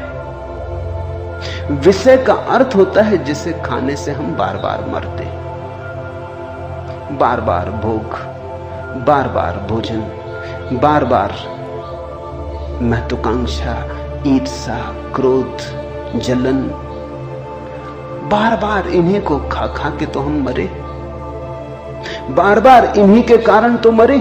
अब तक हमने जीवन में जीवन कहां जाना, मरने को ही जाना है। अब तक हमारा जीवन, जीवन की प्रज्वलित ज्योति कहां, मृत्यु का ही धुआं है। जन्म से लेकर मृत्यु तक हम मरते ही तो हैं, धीरे धीरे, जीते कहां, रोज रोज मरते। जिसको हम जीवन कहते हैं वो एक सतत मरने की प्रक्रिया है। अभी हमें जीवन का तो पता ही नहीं, तो हम जिएंगे कैसे। ये शरीर तो रोज क्षीण होता चला जाता, ये बल तो रोज खोता चला जाता, ये भोग और विषय तो रोज हमें चूसते चले जाते, जरा जीर्ण करते चले जाते। ये विषय और कामनाएं तो छेदों की तरह, इनसे हमारी ऊर्जा और आत्मा रोज बहती चली जाती, आखिर में घड़ा खाली हो जाता, उसको हम मृत्यु कहते। तुमने कभी देखा, अगर छिद्र वाले घड़े को कुएं में डालो तो जब तक घड़ा पानी में डूबा होता है भरा मालूम पड़ता है। उठाओ पानी के ऊपर, खींचो रस्सी, बस खाली होना शुरू हुआ। जोर का शोरगुल होता है, उसी को तुम जीवन कहते हो। जलधारें गिरने लगती, उसी को तुम जीवन कहते हो। और घड़ा जैसे जैसे पास आता है, हाथ के खाली होता चला जाता। जब हाथ में आता है तो खाली घड़ा, जल की एक बूंद भी नहीं। ऐसा ही हमारा जीवन है। बच्चा पैदा नहीं हुआ, भरा मालूम होता है। पैदा हुआ कि खाली होना शुरू हुआ। जन्म का पहला दिन मृत्यु का पहला दिन, खाली होने लगा। एक दिन मरा, 2 दिन मरा, 3 दिन मरा। जिनको तुम जन्मदिन कहते हो, अच्छा हो मृत्यु दिन कहो तो ज्यादा सत्यतर होगा। 1 साल मर जाते हो, उसको कहते हो चलो एक जन्मदिन आ गया। 50 साल मर गए, कहते हो 50 साल जी लिए, स्वर्ण जयंती मनाए। 50 साल मरे, मौत करीब आ रही, जीवन दूर जा रहा है, घड़ा खाली हो रहा है। जो दूर जा रहा है उसके आधार पर तुम जीवन को सोचते हो, या जो पास आ रहा है उसके आधार पर? यह कैसा उल्टा गणित। हम रोज मर रहे हैं, मौत करीब सरकती आती। अष्टावक्र कहते हैं विषय हैं विषवत, क्योंकि उन्हें खा खा के हम सिर्फ मरते हैं, उनसे कभी जीवन तो मिलता नहीं। यदि तू मुक्ति चाहता है हे तात, हे प्रिय, तो विषयों को विष के समान छोड़ दे और क्षमा, आर्जव, दया, संतोष और सत्य को अमृत के समान सेवन कर। अमृत का अर्थ होता है जिससे जीवन मिले, जिससे अमृतत्व मिले, जिससे उसका पता चले जो फिर कभी नहीं मरेगा। तो क्षमा, क्रोध विष है, क्षमा अमृत है, आर्जव, कुटिलता विष है, सीधा सरलपन आर्जव अमृत है, दया,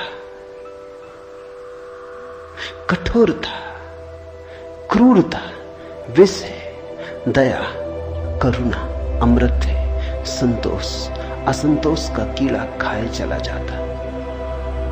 असंतोष का कीड़ा हृदय में कैंसर की तरह फैलता चला जाता, विष को फैलाए चले जाता। संतोष जो है उससे तृप्ति, जो नहीं है उसकी आकांक्षा नहीं, जो है वो काफी से ज्यादा है, वो है ही काफी से ज्यादा। आंख खोलो जरा देखो, संतोष कोई थोपना नहीं है ऊपर, जीवन को जरा गौर से देखो। तुम्हें जो मिला है वो तुम्हारी जरूरत से सदा ज्यादा है।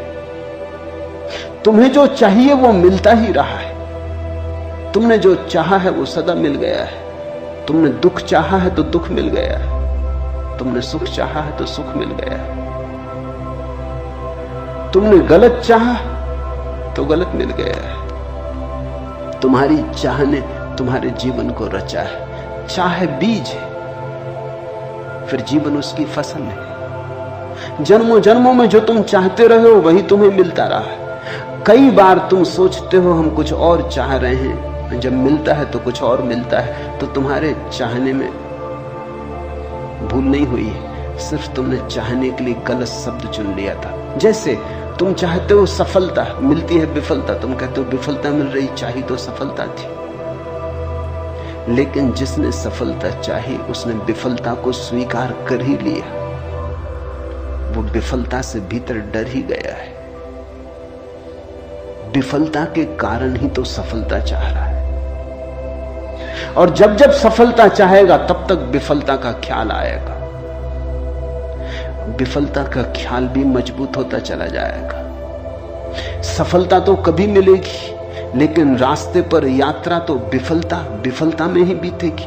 विफलता का भाव संग्रीभूत होगा, वो इतना संग्रीभूत हो जाएगा कि वही एक दिन प्रकट हो जाएगा। तब तुम कहते हो कि हमने तो सफलता चाही थी, लेकिन सफलता के चाहने में तुमने विफलता को चाह लिया। लाओजू ने कहा है सफलता चाहिए विफलता मिलेगी। अगर सचमुच सफलता चाहिए हो, सफलता चाहना ही मत, फिर तुम्हें कोई विफल नहीं कर सकता। तुम कहते हो हमने सम्मान चाहा था, अपमान मिल रहा है। सम्मान चाहता ही वही व्यक्ति है जिसका अपने प्रति कोई सम्मान नहीं, वही तो दूसरों से सम्मान चाहता है। अपने प्रति जिसका अपमान है वही तो दूसरों से अपने अपमान को भर लेना चाहता है, ढांक लेना चाहता है। सम्मान की आकांक्षा इस बात की खबर है कि तुम अपने भीतर अपमानित अनुभव कर रहे हो। तुम्हें अनुभव हो रहा है कि मैं कुछ भी नहीं हूं, दूसरे मुझे कुछ बना दे, सिंहासन पे बिठा दे, पताकाएं फहरा दे, झंडे उठा ले मेरे नाम के, दूसरे कुछ कर दे। तुम भिखमंगे हो। तुमने अपना अपमान तो खुद कर लिया जब तुमने सम्मान चाहा,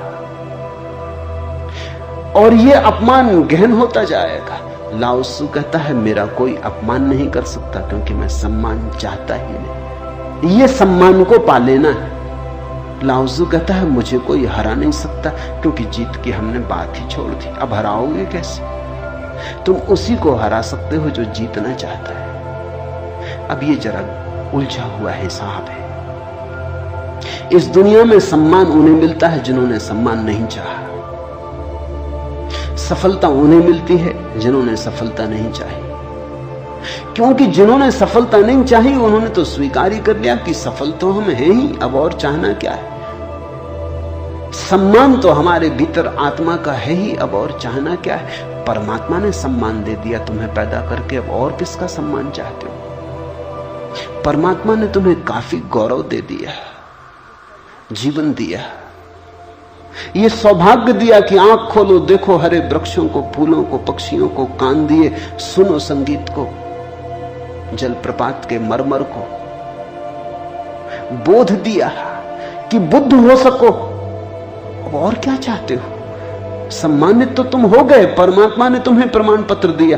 तुम भिखारी की तरह किन से प्रमाण पत्र मांग रहे हो? उनसे जो तुमसे प्रमाण पत्र मांग रहे हैं। ये बड़ा मजेदार मामला है। दो भिखारी एक दूसरे के सामने खड़े भीख मांग रहे हैं। ये भीख मिलेगी कैसे? दोनों भिखारी। तुम किससे सम्मान मांग रहे हो? किसके सामने खड़े हो? ये अपमान कर रहे हो तुम अपना, और यही अपमान गहन होता जाएगा। संतोष का अर्थ होता है देखो जो तुम्हारे पास है, देखो जरा आंख खोल के जो तुम्हें मिला ही है। ये अष्टावक्र की बड़ी बहुमूल्य कुंजी है, ये धीरे धीरे तुम्हें साफ होगी। अष्टावक्र की दृष्टि बड़ी क्रांतिकारी है, बड़ी अनूठी, जड़ मूल से क्रांति की है। संतोष और सत्य को अमृत के समान सेवन कर, क्योंकि असत्य के साथ जो जिएगा वो असत्य होता चला जाएगा। जो असत्य को बोलेगा, असत्य को जिएगा, स्वभावतः असत्य से गिरता चला जाएगा।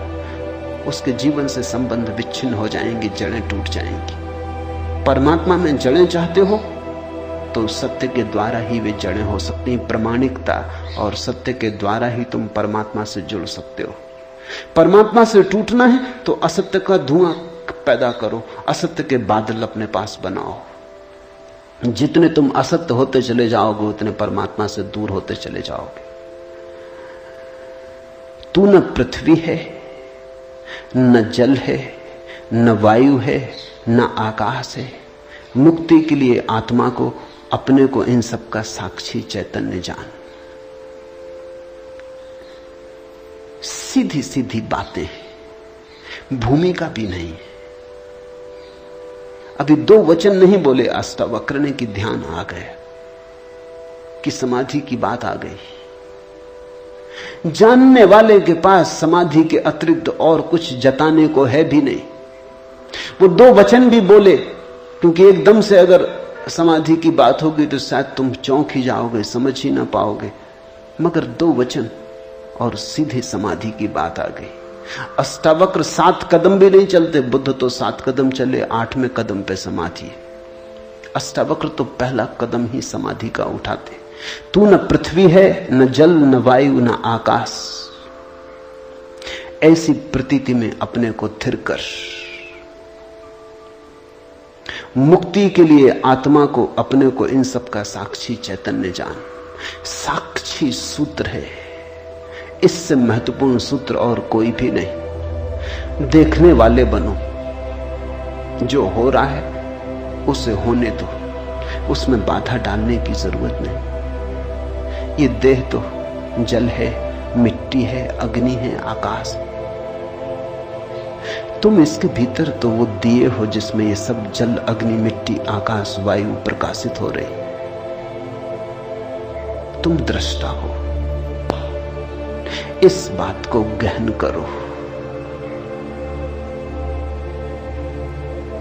साक्षिणाम चिद्रूपम आत्मानम विद्धि। ये इस जगत में सर्वाधिक बहुमूल्य सूत्र है। साक्षी बनो। इसी से होगा ज्ञान, इसी से होगा वैराग्य, इसी से होगी मुक्ति। प्रश्न 3 थे, उत्तर 1 है। यदि तू देह को अपने से अलग कर और चैतन्य में विश्राम कर स्थित है तो तू अभी ही सुखी, शांत और बंध मुक्त हो जाएगा। इसलिए मैं कहता हूं ये जड़ मूल से क्रांति है।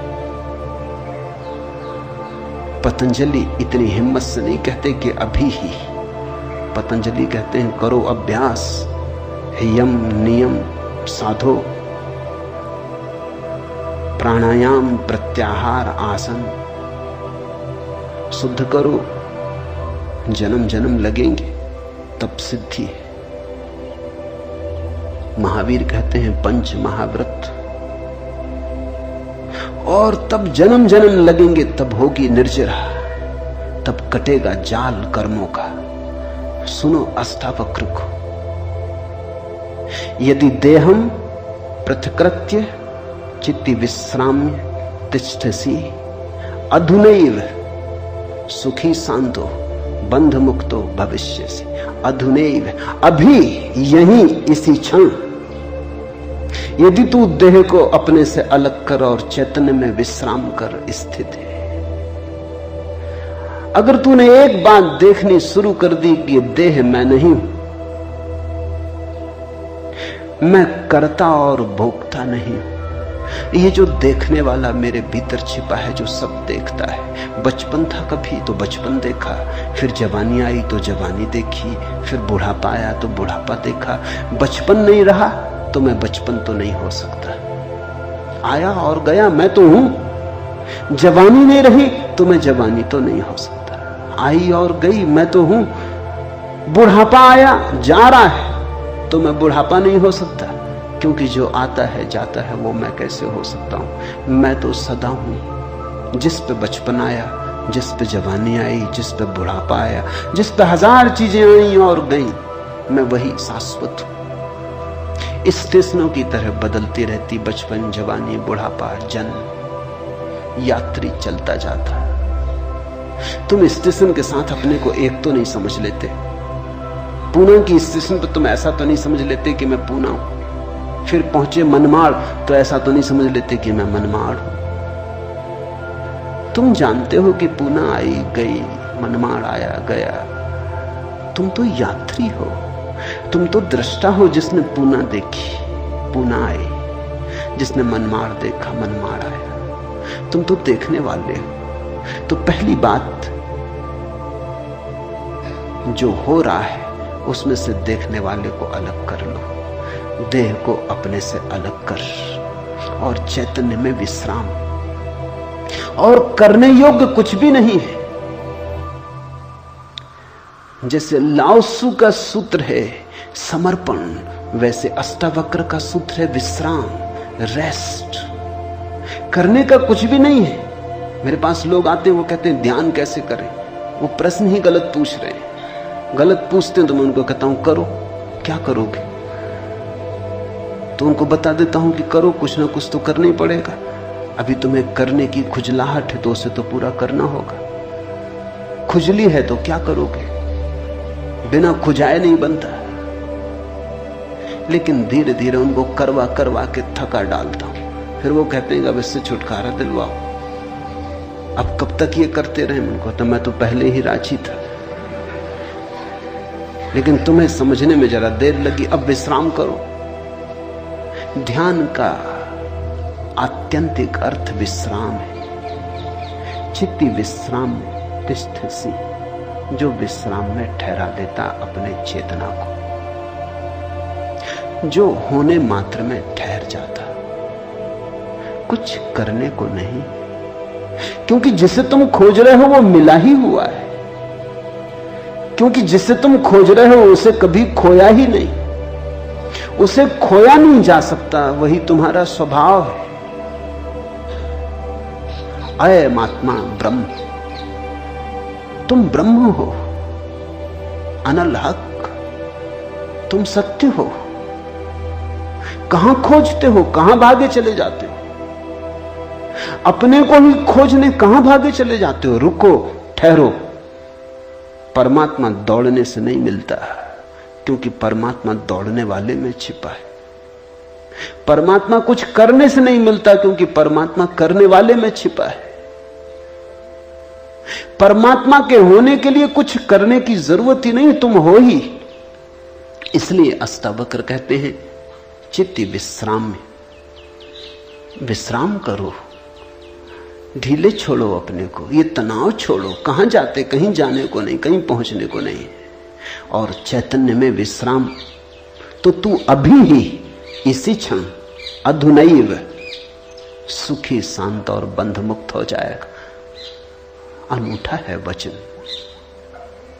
नहीं कोई और शास्त्र इसका मुकाबला करता है। तू ब्राह्मण आदि वर्ण नहीं, और न तू कोई आश्रम वाला है, और न आंख आदि इंद्रियों का विषय। असंग और निराकार तू सबका, विश्व का साक्षी है, ऐसा जानकर सुखी हो। अब ब्राह्मण कैसे टीका लिखे? तू ब्राह्मण आदि वर्ण नहीं है। अब हिंदू इस शास्त्र को कैसे सिर पे उठाएं? क्योंकि उनका तो सारा धर्म वर्ण और आश्रम पे खड़ा है, और ये तो पहले से ही अष्टावक्र जड़ काटने लगे। वो कहते हैं तू कोई ब्राह्मण नहीं है, न कोई शूद्र है, न कोई क्षत्रिय है। ये सब बकवास है, ये सब ऊपर के आरोपण है, ये सब राजनीति और समाज का खेल है। तू तो सिर्फ ब्रह्म है, ब्राह्मण नहीं, क्षत्रिय नहीं, शूद्र नहीं। तू ब्राह्मण आदि वर्ण नहीं, और न तू कोई आश्रम वाला है, और न तो यह है कि तू ब्रह्मचर्य आश्रम में है, कि गृहस्थाश्रम में है, कि वानप्रस्थ की संन्यास्त। कोई आश्रम वाला नहीं है। तू तो इन सारी स्थानों के भीतर से गुजरने वाला दृष्टा साक्षी। अष्टावक्र की गीता है, हिंदू दावा नहीं कर सकते हमारी। अष्टावक्र की गीता सबकी है। अगर अष्टावक्र के समय में मुसलमान होते, हिंदू होते, ईसाई होते, तो उन्होंने कहा होता न तू हिंदू है, न तू ईसाई है, न तू मुसलमान है। अब ऐसे अष्टावक्र को कौन मंदिर बनाए? इसके लिए कौन इसके शास्त्र को सिर पे उठाए? कौन दावेदार बने? क्योंकि ये सभी का निषेध कर रहे हैं। मगर ये सत्य की सीधी घोषणा है, असंग और निराकार तू सबका, विश्व का साक्षी है, ऐसा जानकर सुखी हो। अष्टावक्र ये नहीं कहता कि ऐसा तुम जानोगे तो फिर सुखी होगे। वचन को ठीक से सुनना। अष्टावक्र कहते हैं ऐसा जानकर सुखी हो। न त्वम विप्रादिको वर्णनो नाश्रमी नाक्ष गोचरा, असंगो असि निराकारो विश्व साक्षी सुखी भव। सुखी भव, अभी हो सुखी। जनक पूछते हैं कैसे सुख होगा, कैसे बंधन मुक्ति होगी, कैसे ज्ञान होगा? अष्टावक्र कहता है अभी हो सकता, क्षण मात्र की भी देर करने की कोई जरूरत नहीं है। इसे कल पर छोड़ने का कोई कारण नहीं, स्थगित करने की कोई जरूरत नहीं। ये घटना भविष्य में नहीं घटती, या तो घटती है अभी या कभी नहीं घटती। जब घटती है तब अभी घटती है, क्योंकि अभी के अतिरिक्त कोई समय ही नहीं है। भविष्य कहां है? जब आता है तब अभी की तरह आता है। तो जो भी ज्ञान को उत्पन्न हुए हैं अभी उत्पन्न हुए। कभी पर मत छोड़ना, वो मन की चालाकी है। मन कहता है इतने जल्दी कैसे हो सकता है, तैयारी तो कर ले। मेरे पास लोग आते हैं, वो कहते हैं संन्यास लेना। लेंगे कभी, कभी कभी ना लोगे। कभी पर टाला तो सदा के लिए टाला, कभी आता ही नहीं। लेना हो तो अभी, अभी के अतिरिक्त कोई समय ही नहीं है। अभी है जीवन, अभी है मुक्ति, अभी है अज्ञान, अभी है ज्ञान, अभी है निद्रा, अभी हो सकता जागरण। कभी क्यों? कठिन होता मन को, क्योंकि मन कहता है तैयारी तो करने दो। मन कहता है कोई भी काम तैयारी के बिना कैसे घटता।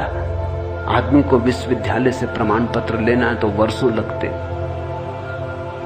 डॉक्टरेट करनी है तो 20-25 साल लग जाते, मेहनत करते करते फिर आदमी आके डॉक्टर हो पाता। अभी कैसे हो सकते? अष्टावक्र भी जानते हैं, दुकान करनी हो तो अभी थोड़ी खुल जाएगी। इकट्ठा करना पड़े, आयोजन करना पड़े, सामान लाना पड़े, दुकान बनानी पड़े, ग्राहक खोजने पड़े, विज्ञापन भेजना पड़े, वर्षों लगते। इस जगत में कोई भी चीज अभी तो घटती नहीं, क्रम से घटती है। ठीक है, अष्टावक्र भी जानते हैं, मैं भी जानता हूं, लेकिन एक घटना यहां ऐसी है जो अभी घटती है, वो परमात्मा है। वो तुम्हारी दुकान नहीं, न तुम्हारा परीक्षालय, न तुम्हारा विश्वविद्यालय।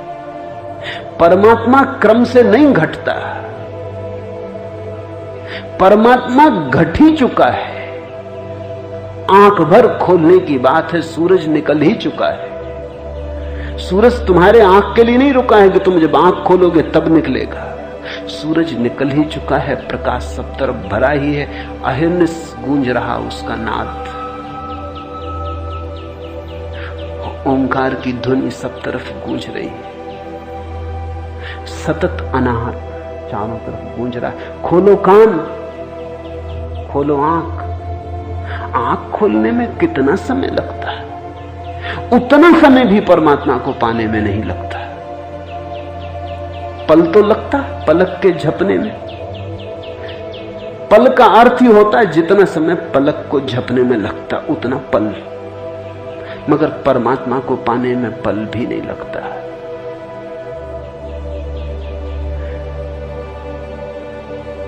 विश्व साक्षी असंगो वसी निराकारो, सुखी भव अभी हो सुखी। उधार नहीं है अष्टावक्र का धर्म, नगद, कैश।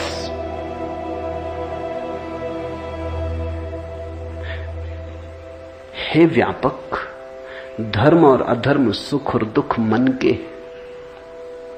धर्म और अधर्म, सुख और दुख मन के, तेरे लिए नहीं। तू न करता है न भोगता है, तू तो सर्वदा मुक्ति ही है। मुक्ति हमारा स्वभाव है, ज्ञान हमारा स्वभाव है,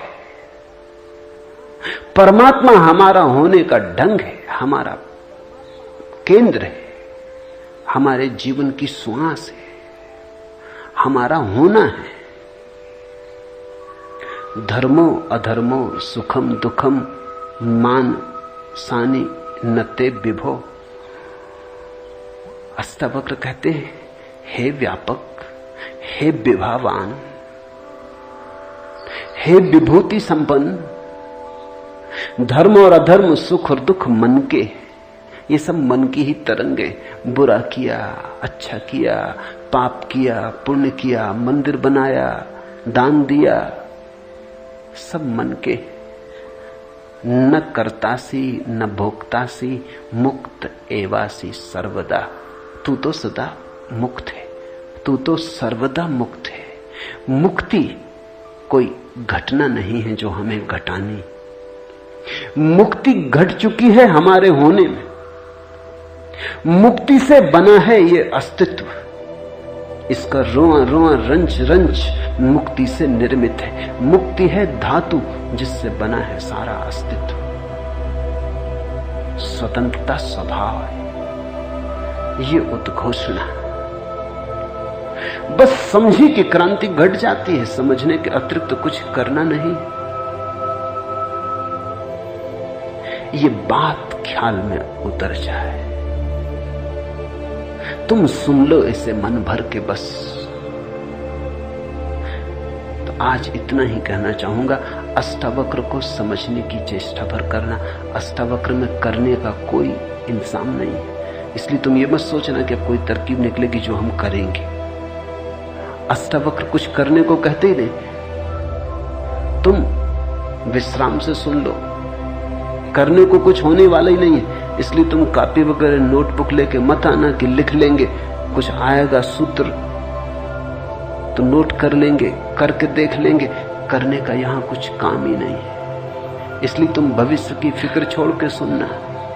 तुम सिर्फ सुन लेना, तुम सिर्फ मेरे पास बैठ के शांत भाव से सुन लेना, विश्राम में सुन लेना। सुनते सुनते तुम मुक्त हो जा सकते हो। इसलिए महावीर ने कहा है कि श्रावक मुक्त हो सकता है सिर्फ सुनते सुनते। श्रावक का अर्थ होता है जो सुनते सुनते मुक्त हो जाए। साधु का तो अर्थ ही इतना है कि जो सुन सुन के मुक्त ना हो सका, थोड़ा कमजोर बुद्धि का है, कुछ करना पड़ा। सिर्फ कोड़े की छाया काफी न थी, घोड़ा जरा कुजा थे, कोड़ा फटकारा तब थोड़ा चला, या मारा तो थोड़ा चला। छाया काफी है, तुम सुन लेना, कोड़े की छाया दिखाई पड़ जाएगी। तो अष्टावक्र के साथ एक बात स्मरण रखना, कुछ करने को नहीं है, इसलिए तुम आनंद भाव से सुन सकते हो। इसमें से कुछ निकालना नहीं है कि फिर करके देखेंगे। जो घटेगा वो सुनने में घटेगा। सम्यक श्रवण सूत्र है। अधुनैव सुखी शांतो बंध मुक्तो भविष्यसि।